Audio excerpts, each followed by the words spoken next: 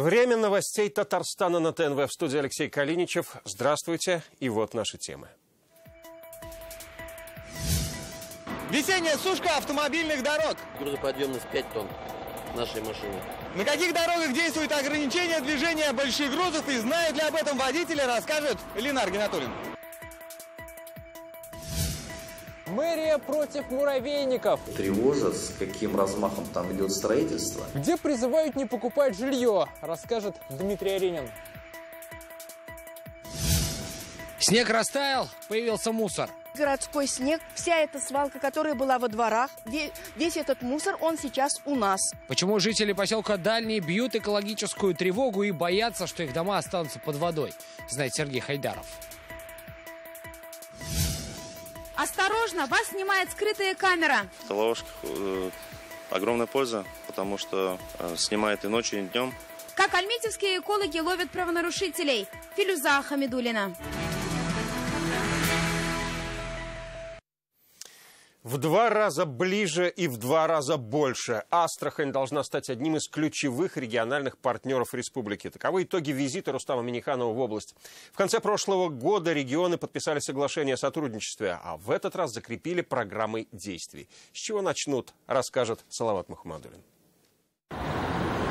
Астрахань – центр Нижнего Поволжья и Прикаспия. Родина самых популярных арбузов в стране. Но пока еще не их сезон, а время рыбы. На удочке у Рустама Минниханова и Сергея Морозова – жерех и сазан. Кстати, рыбная продукция – один из пунктов товарооборота между регионами. Внимание и, конечно... Как раз о торгово-экономическом сотрудничестве речь идет на двусторонней встрече. Сейчас товарооборот 500 миллионов рублей. В перспективе – 1 миллиард. В ноябре прошлого года регионы подписали соглашение о сотрудничестве. Тогда в Казань приезжал Сергей Морозов. Сейчас руководители принимают новый документ с планом действий. Я считаю, что на 2 года очень серьезные задачи поставлены по всем направлениям. И социально-культурная сфера, и торгово-экономические отношения, и инвестиционные, спортивные, и туристические. Уже запущено прямое авиасообщение между Казанью и Астраханью. Сотрудничать будут и в сфере цифровизации. В области может появиться центр по ремонту грузовиков КАМАЗ. Татарстан – это республика, в которой самые смелые замыслы реализуются, самые амбициозные, смелые, креативные.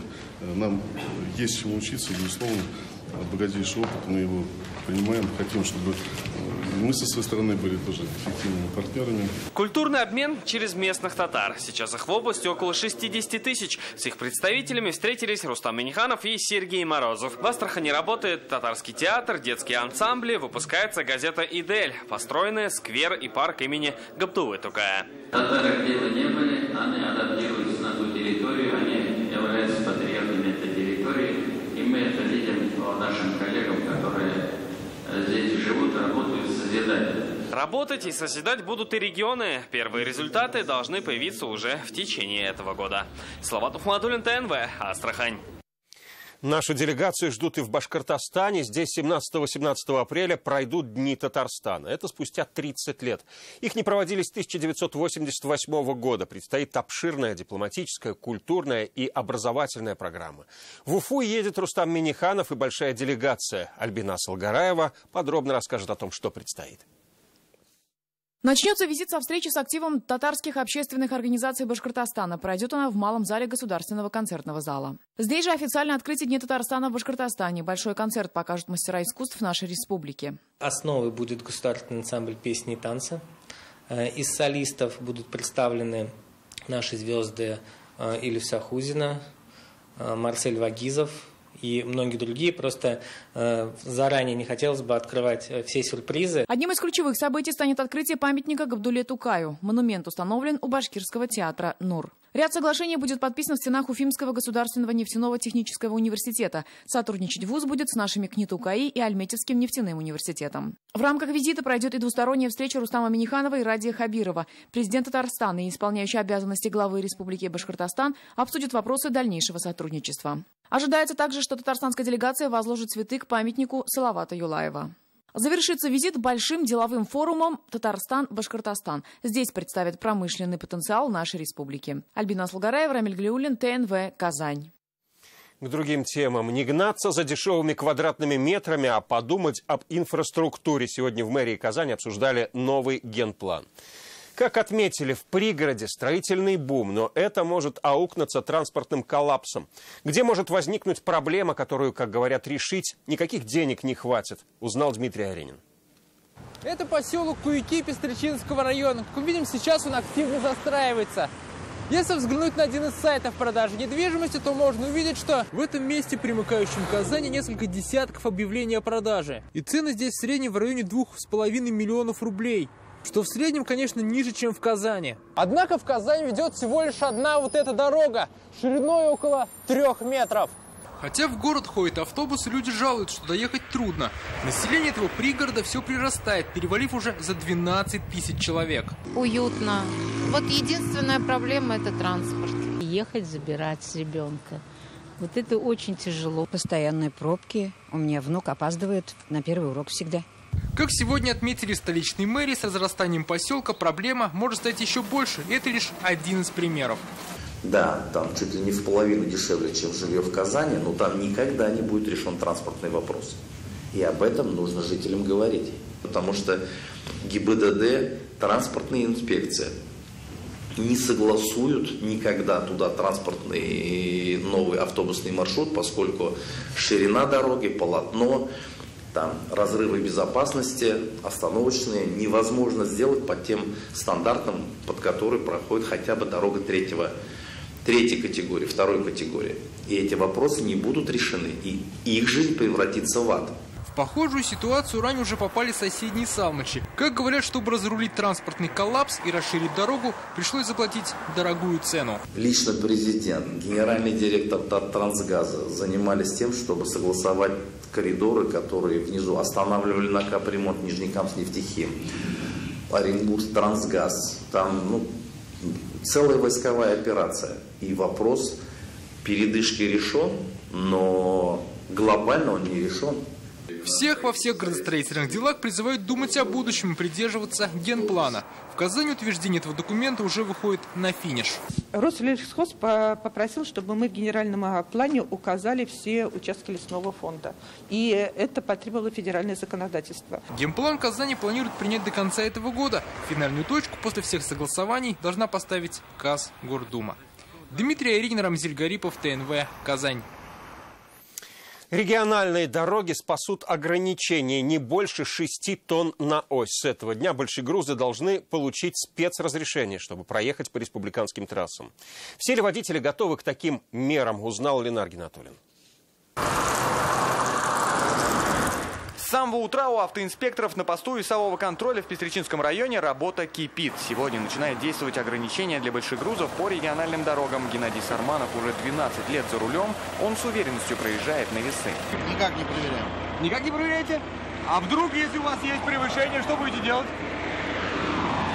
Весы должны на заводе ставить. Где грузим? Ограничения вводятся до 14 мая, только для большегрузов, масса которых на одну ось больше 6 тонн. А вот с 20 мая будет действовать такое же ограничение, но только если температура воздуха на улице выше 32 градусов. Весенние ограничения для большегрузов не распространяются на международные и пассажирские перевозки, на доставку продуктов питания, лекарственных средств, топлива и дорожных материалов. Но это еще не все, существуют и индивидуальные исключения. В исключительных случаях движения тяжеловесных транспортных средств в период ограничения допускается при наличии специального разрешения. Их выдает государственное бюджетное учреждение «Безопасность дорожного движения» в заявительном порядке. В Казани и Набережных Челнах такое ограничение действовать не будет. Здесь активно идут застройки, в том числе и социально значимых объектов. Да и само дорожное полотно сейчас более устойчиво к нагрузкам, говорят эксперты.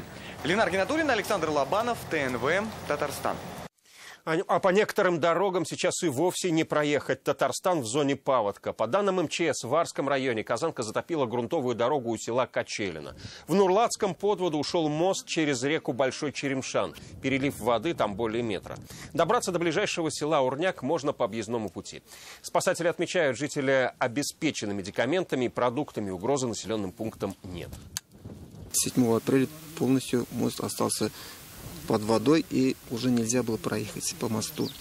На сегодняшний день вот над мостом 1,15 м это вода, но было 1,50 м. Тем временем в МЧС говорят, уровень воды на большинстве водоемов Татарстана ниже опасных значений.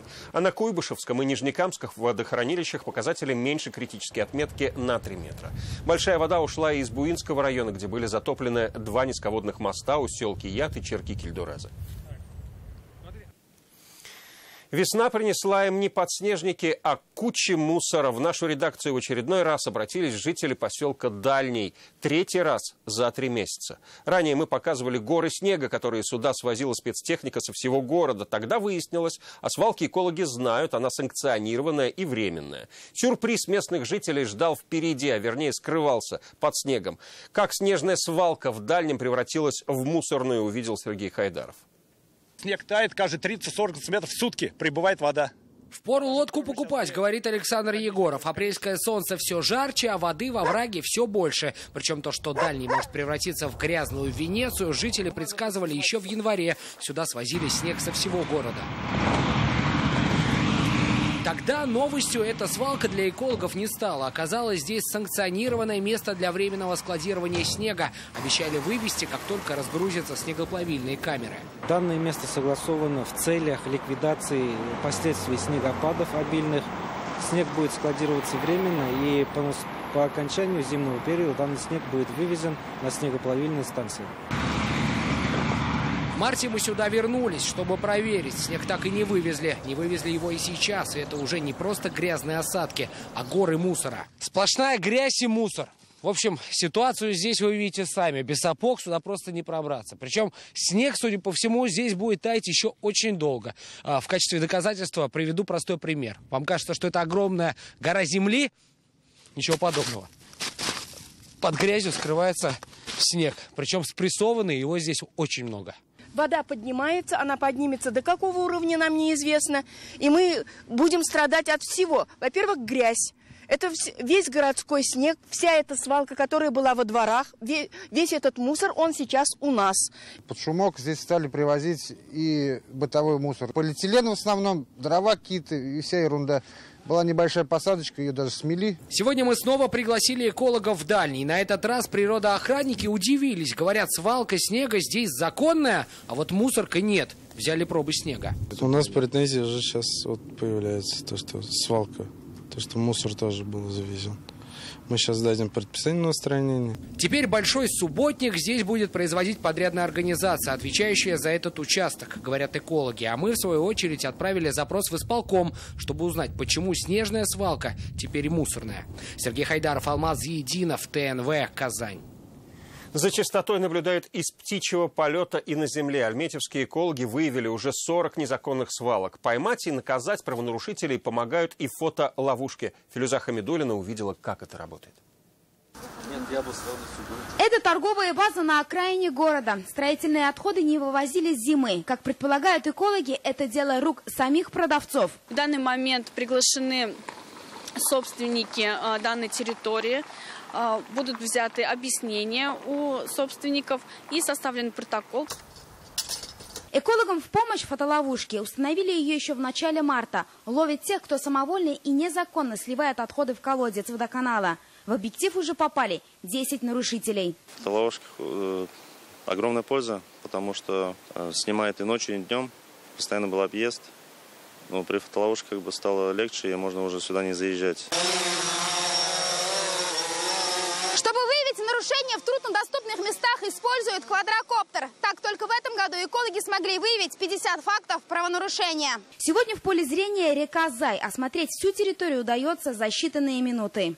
Самые злостные нарушения – это использование прибрежной защитной полосы, также забор воды, пользование водным объектом без документов. Только в этом году надзорные органы выявили больше 100 нарушений. Административных штрафов на 5 миллионов рублей. В основном это, значит, основные какие статьи нарушения. Это несанкционированное размещение отходов, это непроведение рекультивации земельных участков, а также еще и по 19.6 мы составляем протокол за невыполнение законно выданного представления. Помогают экологам и сами жители. 30 обращений в народный контроль. И это только за 2 месяца. На страже чистоты и школьники. Семиклассник Амир Тухтаев – самый активный участник школьного экопатруля. Где немноголюдно, я выхожу гулять и Смотрю, там много мусора, и я около 10 фоток в день отправляю их в приложение. И главное, не победить в конкурсе, а сделать город чище. Филюза Хамидуллина, Ирик Хабибуллин, ТНВ, Альметьевск. Вы смотрите новости Татарстана. И вот о чем далее.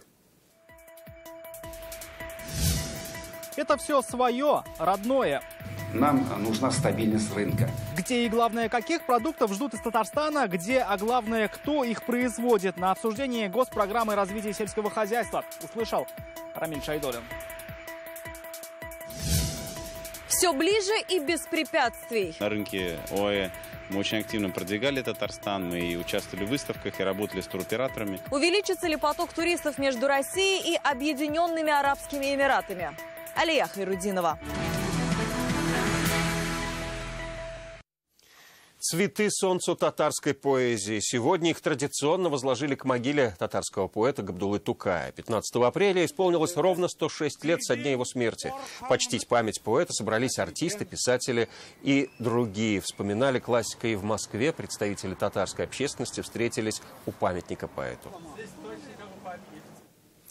В Казани сегодня вспоминали Шамси Хаматова. Он родился 95 лет назад. У дома, где известный редактор и журналист прожил 30 лет, собрались его бывшие коллеги, родственники и друзья.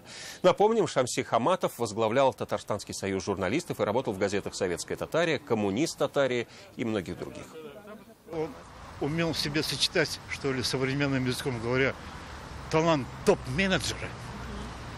Потому что он довел тираж до 300 тысяч экземпляров. Газеты невиданный тираж по нынешним временам. И в то же время умел быть предельно внимательным к людям. К другим темам. На Международном инвестиционном форуме ТОСР компания Таиф НК презентовала продукцию собственного производства. Здесь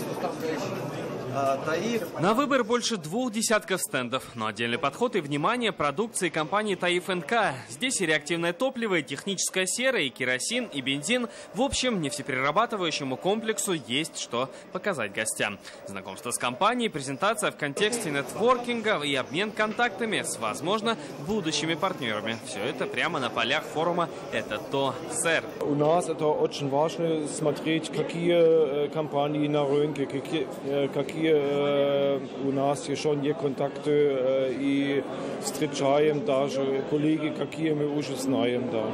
Ну, полезный форум. Да, очень полезно, да, спасибо. Международный инвестиционный форум принял Нижнекамск. Его участниками стали более 700 человек. На презентацию возможностей татарстанских компаний приехали как и российские, так и зарубежные делегаты из Германии, Турции и Китая. Да, удалось установить пару контактов. Безусловно, будем двигаться дальше в этом направлении. Получил достаточно серьезные отклики и обмен информацией для дальнейшего потенциального сотрудничества. Так как я представляю некоммерческое партнерство, контракт в моем случае не совсем применимо, но стратегические партнерства и соглашения о сотрудничестве однозначно да. Таиф НК на форуме не осталось без внимания инвесторов. Возможно, компанию ждет взаимовыгодное сотрудничество в долгосрочной перспективе. Салават Ухмадуллин, Ренат Сафин, ТНВ, Нижнекамск. Татарстан готовится к выборам. Сегодня документы на предварительное голосование «Единой России» подали Ильсур Медшин, Елена Кузьмичева и Владимир Вавилов. 5 лет назад он открыл первый в Татарстане детский хоспис. Напомним, праймериз в Татарстане пройдет 26 мая. На участие заявились 70 кандидатов. Выборы состоятся 8 сентября. Депутаты Татарстана стали беднее на 725 миллионов рублей. По крайней мере, так следует из декларации. Кто потерял, кто приобрел. Все подробности в интернет-газете «Реальное время». Натурпродукт – то, чего ждут. Но если татарстанское молоко, мясо и овощи есть на прилавках, то те же продукты, но с маркировкой «халяль» встречаются реже. Как попасть в крупные торговые сети простому фермеру, обсуждали сегодня в Госсовете. Утки и яйца строго в соответствии с нормами халяль. Подтверждение – знак качества от Духовного управления мусульман. Предприятие в пригороде Казани – одно из немногих его получившее. 72 предприятия у нас имеют сертификаты, но, правда, в рамках действия в нашей стране Российской Федерации. Надеемся, какие-то стыковки мы найдем и с западными нашими арабскими, мусульманскими странами вот в рамках Казан-саммита 24-26 апреля, который будет проходить у нас в республике. В приоритете для экспорта халяль-продукция, так говорят в Минсельхозе. Это и мясо, и молоко, и вообще весь разрешенный шариатом продуктовый набор, который мало того, что в Татарстане производят, так и еще в соответствии с мировыми мерками качества. Только то, что подходит для экспорта, почему-то сложно купить у себя. Продукты из Татарстана мало представлены на местных прилавках. Им просто трудно сюда пробиться, говорят производители. Виноваты, считают депутаты, крупные торговые сети. Под видом, скажем, развития рыночных отношений де-факто происходит монополизация рынка в пользу отдельных единиц. К чему это приведет? Монополия будет продавливать свои интересы, и уже подрывается экономика товаропроизводителей. В других регионах с этим научились справляться, как, например, в Пензенской области. Когда у нас заходит инвестор в регион, он подписывает инвестиционное соглашение. У нас это как закон Пензенской области проходит, и в этом инвестиционном соглашении прописывается, если это торговые сети, сколько на прилавках должно быть продукции именно нашего региона. Колбасами, сырами и, например, кисломолочкой становятся мясо, яйца и молоко, произведенные в республике. Только за 3 месяца здесь побили рекорд 2 прошлых лет. 420 тысяч тонн молока и продукции из подворья на 42 миллиарда рублей. По итогам 2018 года Российская Федерация экспортировала на 26 миллиардов долларов сельхозпродукции. Это рекордные суммы, но не нужно забывать и о другом, что мы везли почти на 30 миллиардов сельхозпродукции. То есть в первую очередь это нужно, скажем, продолжать программу импортозамещения. Другая сторона вопроса, кто этим будет заниматься дальше. В Татарстане отток специалистов из села. Бороться с ним намерен в том числе повышением зарплат. Задача достигнуть планки в 30 тысяч рублей. Рамиль Шайдулин, Рамзиль Гарипов, ТНВ, Казань. Опыт Татарстана на всю Россию. Проекты модульных лыжных баз, разработанные в нашей республике, будут использовать и в других регионах. Об этом сегодня рассказали в Министерстве республики. Таких лыжных баз сейчас 27. В этом году они появятся еще в 8 районах. Сумма вложений 61 миллион рублей. Их строят вблизи лыжных трасс и на территориях спортивных школ. Рейтинг по тому, где лучше развивается лыжный спорт. Соответственно, те муниципальные образования и в первую очередь будут получать лыжные базы. Мы учитываем те обращения, которые к нам приходят. Это обращения граждан, организаций, это обращение от руководства муниципальных образований о том, что необходимо там-то построить лыжную базу. На лыжи встать они не успели, но все прелести холодной погоды прочувствовали. В Татарстан после отмены визового режима прибыла первая туристическая группа из Эмиратов. Напомним, 17 февраля вступило в силу соглашение между Россией и арабской страной об отмене виз. Первое впечатление шейхов собрала Алия Хайрудинова. Вместо белых привычных одежд теплые куртки и шарфы. Казанская весна гостей из Объединенных Арабских Эмиратов встретила ветром и похолоданием. Конечно, холодно. Здесь намного холоднее, чем у нас. Температура в Дубае сейчас примерно 40 градусов тепла, а здесь ниже 10. Несмотря на холод, улыбаются. Господин Джума Абдульхуль говорит, влюбился в национальную кухню, особо впечатлен барашком на вертеле. Да и погода, говорит, лишь взбодрила. Погода в корне отличается от нашей, но она освежающая. Мы проводим очень много времени под палящим солнцем, но здесь все по-другому. И нам это нравится. Прогнозируют, с отменой визового режима поток прибывающих в Россию из Объединенных Арабских Эмиратов увеличится. Потенциальный рост эксперты оценивают в 50-80%. Поскольку все-таки был чемпионат мира по футболу, то цифра, наверное, была там, порядка 1500-2000 человек. Вот. Но для Татарстана мы считаем, эта цифра очень маленькая. То есть мы хотим эту цифру увеличить несколько раз. Объединенные Арабские Эмираты остаются излюбленным местом отдыха россиян. Правда, поток туристов из России в арабские страны, говорят, не увеличится. Ведь уже с 2017 года действует упрощенная система въезда в страну. Прогнозы прогнозами, главное, туристы довольны. Сарафанное радио успешно работает и тут. Алия Хайрудинова, Марат Зайдуллин, ТНВ, Казань. Мы продолжаем принимать заявки на конкурс «Айдана ТНВ», но до завершения первого этапа остается всего 4 дня. До 19 апреля нужно прислать эссе на татарском языке на тему «Мой лучший друг». Работа принимается по электронному адресу, он сейчас на экране. Стать участником и получить шанс выиграть грант на высшее образование в КФУ могут выпускники школ, техникумов или колледжей.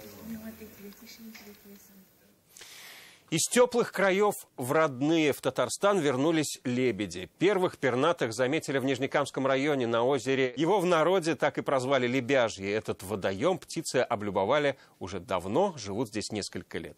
Озеро неглубокое, лебедям удобно добывать пищу, говорят экологи. Наблюдать пернатых на озере можно будет до поздней осени. На этом все. Далее о погоде. Но я прощаюсь с вами до следующего выпуска в 21:30. Всего вам доброго.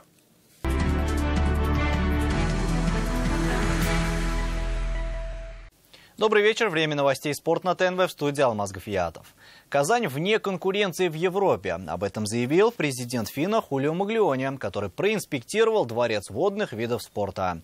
На этой неделе спортивный объект примет этап мировой серии по синхронному плаванию. Соревнования впервые будут проходить в России. За эти годы Маглиони стал казанцам настолько родным, что его визит больше напоминает встречу давних друзей. В этот раз миссия руководителя плавательной организации – осмотреть дворец водных видов. Следующий шаг – открытие первого в мире центра по прыжкам в воду. Интерес со стороны международных организаций огромен. Заявки для сотрудничества отправили уже более 20 стран. Казань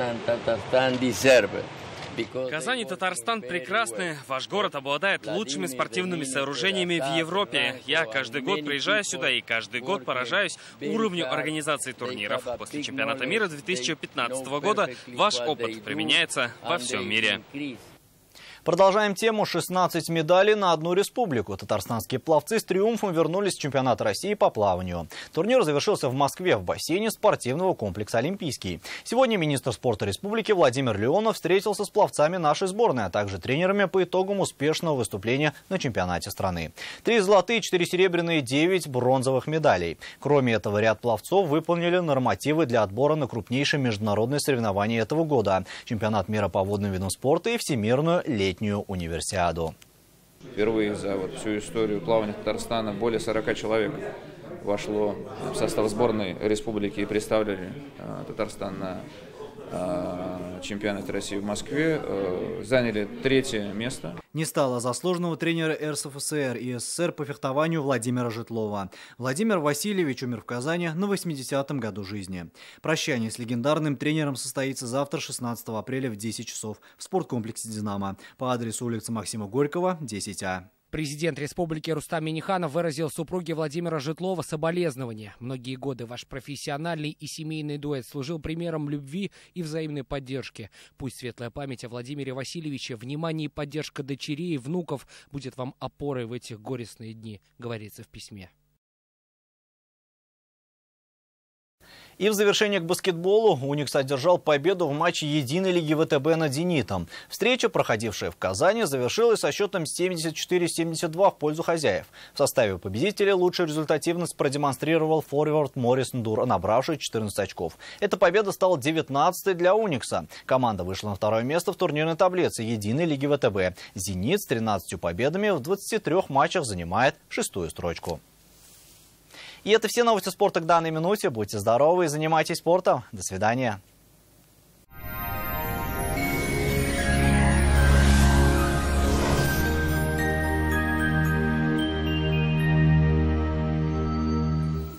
Здравствуйте. О погоде после полезной информации. Спонсор программы – изготовитель корпусной мебели на заказ ООО «Данил Мастер». Хотите качественную и недорогую кухню по вашим размерам? Данил Мастер исполнит ваше желание. Данил Мастер, Казань, Восстание 23, телефон 2-167-166. По данным сервиса Яндекс.Погода на юго-востоке республики будет облачно, +5, +7. На северо-востоке Татарстана небо будет затянуто облаками, +6. На севере Татарстана возможен снег с дождем, 6-7 тепла. На северо-западе республики облачно, пройдет дождь, до 7 тепла. На юго-западе Татарстана довольно тепло, до +9, но также облачно. В центре Татарстана преимущественно облачно, без осадков, до +7. Спонсор программы «Тан-Тана» – новый банкетный ресторан в Казани. Вкусные халяльные продукты, красиво украшенные залы, комнаты для чтения и намаза. По случаю священного месяца Рамадана принимаются заказы на проведение ифтара. Банкетный ресторан «Тан-Тана» – идеальное место для этого мероприятия. Места ограничены. Тонтана, Озанның өр-яңа мәҗлисханәләре, тәмле хәләл ризыклар, миллионлар, никахлар уздырыр өчен уңайлы урын. Удивительно комфортный, уютный, целебный, очень вкусный. Санаторий для всей семьи. Бакирова. Наш санаторий. Бесценные дары природы, максимальный комфорт и гармония. Санаторий Бакирова – это эффективные лечебно-оздоровительные процедуры, уникальные программы по лечению женских и мужских заболеваний и специальные скидки для членов профсоюзов. Бакирова – курорт родного края. Лечитесь на здоровье. В Казани будет облачно, преимущественно без осадков. 6-8 тепла. Ветер северо-западный 5 метров в секунду. Атмосферное давление 758 миллиметров ртутного столба. Влажность воздуха 66%. В магнитном поле Земли спокойно. На этом наш выпуск завершен. До свидания.